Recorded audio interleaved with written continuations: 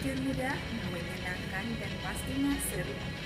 Jangan lupa subscribe, like, dan share video ini.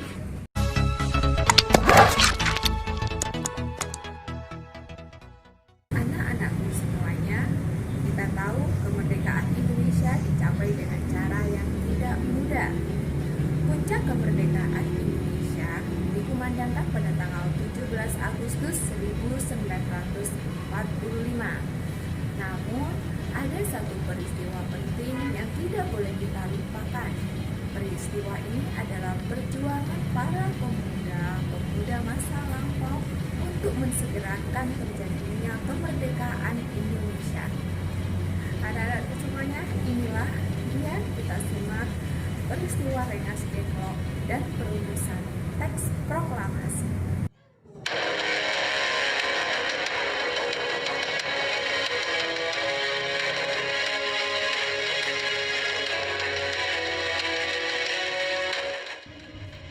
Peristiwa ini berawal dari jatuhnya bom atom di kota Hiroshima dan Nagasaki, Jepang oleh Amerika Serikat pada tanggal 6 dan 9 Agustus 1945.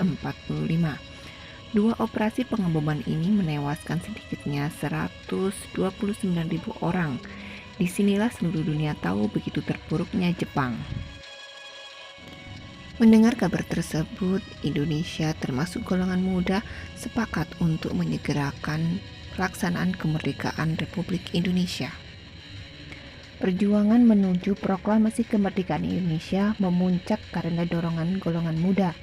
Baik golongan tua maupun golongan muda sama-sama berpendapat bahwa kemerdekaan Indonesia harus segera diproklamasikan. Namun, kedua golongan tersebut memiliki cara yang berbeda dalam melaksanakan proklamasi. Golongan tua berpendapat bahwa Indonesia dapat merdeka tanpa pertumpahan darah, hanya jika tetap bekerja sama dengan Jepang. Mereka menggantungkan proklamasi kemerdekaan Indonesia pada Rapat Panitia Persiapan Kemerdekaan Indonesia atau PPKI yang diputuskan oleh Jenderal Besar Terauchi. Sementara itu, golongan muda tidak sependapat dengan golongan tua. Golongan muda menganggap PPKI adalah badan organisasi milik Jepang yang harus tunduk pada keinginan Jepang. Golongan muda menghendaki pelaksanaannya proklamasi kemerdekaan dengan kekuatan sendiri dan tidak bergantung pada Jepang. Adanya perbedaan paham antara kedua golongan itulah yang mendorong golongan muda untuk mengadakan rapat. Golongan muda dihadiri oleh Sukarni, Yusuf Punto, dan Dr. Muwardi dari Barisan Pelopor, serta Sudan Kosinggi.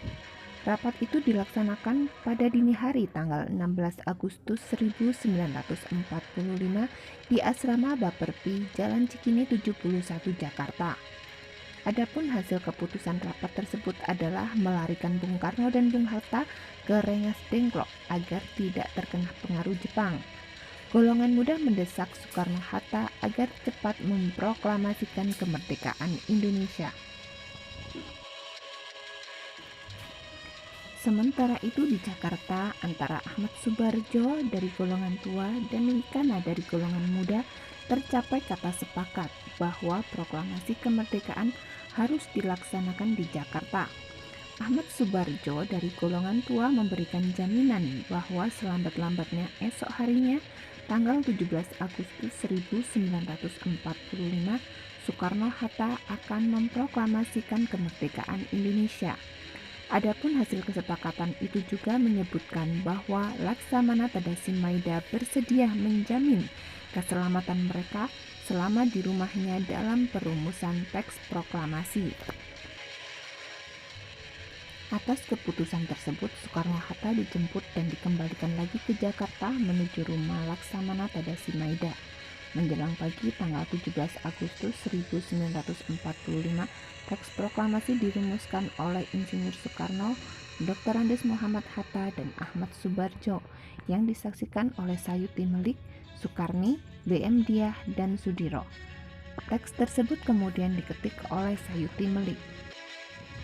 Pada hari Jumat 17 Agustus 1945, tepat pukul 10.00 waktu Indonesia bagian Barat di Pegangsaan Timur nomor 56 Jakarta, teks proklamasi kemerdekaan Indonesia dibacakan oleh Insinyur Soekarno, didampingi Dr. Andes Muhammad Hatta. Setelah itu, acara dilanjutkan dengan pengibaran bendera merah putih oleh S. Suhud Dasudanko Latif Hendra Diningrat, serta diiringi dengan lagu Indonesia Raya. Pembacaan teks proklamasi kemerdekaan berlangsung secara sederhana tetapi khidmat dan dihadiri oleh sekitar 1.000 orang yang terdiri atas pemimpin bangsa, kelompok pemuda pejuang, dan rakyat yang mengetahui peristiwa tersebut. Proklamasi kemerdekaan memiliki makna mendalam bagi bangsa Indonesia. Makna proklamasi kemerdekaan Indonesia adalah sebagai berikut. Yang pertama, sebagai puncak perjuangan bangsa Indonesia dalam meraih kemerdekaan. Ini dapat diartikan bahwa dengan adanya proklamasi ini menunjukkan bahwa Indonesia telah berhasil meraih kemerdekaannya. Yang kedua adalah bukti bahwa Indonesia merupakan bangsa yang mandiri. Artinya bahwa kemerdekaan ini adalah hasil jerih payah Indonesia, bukan pemberian Jepang. Yang ketiga, menandai lahirnya bangsa Indonesia sebagai bangsa yang merdeka. Hal ini dapat diartikan bahwa peristiwa proklamasi kemerdekaan pada 17 Agustus 1945 menjadi pernyataan atas kemerdekaan bangsa Indonesia dari penjajahan. Yang keempat, mendapatkan pengakuan dari dunia luar. Hal ini diartikan dengan adanya pembacaan teks proklamasi kemerdekaan oleh Insinyur Soekarno menjadi pengumuman kepada dunia bahwa Indonesia telah merdeka dan sejajar dengan negara lain sebagai bangsa yang berdaulat. Yang kelima, landasan untuk bersikap terhadap dunia. Setelah proklamasi kemerdekaan, bangsa Indonesia menjadi bangsa yang merdeka dan bebas untuk menentukan sikap terhadap dunia. Indonesia juga berhak untuk ikut serta dalam organisasi negara-negara di dunia.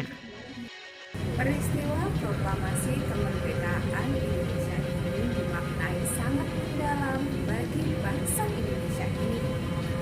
Peristiwa proklamasi kemerdekaan ini sebagai peristiwa bersejarah di mana bangsa Indonesia menganggap dirinya sudah merdeka dari penjajah.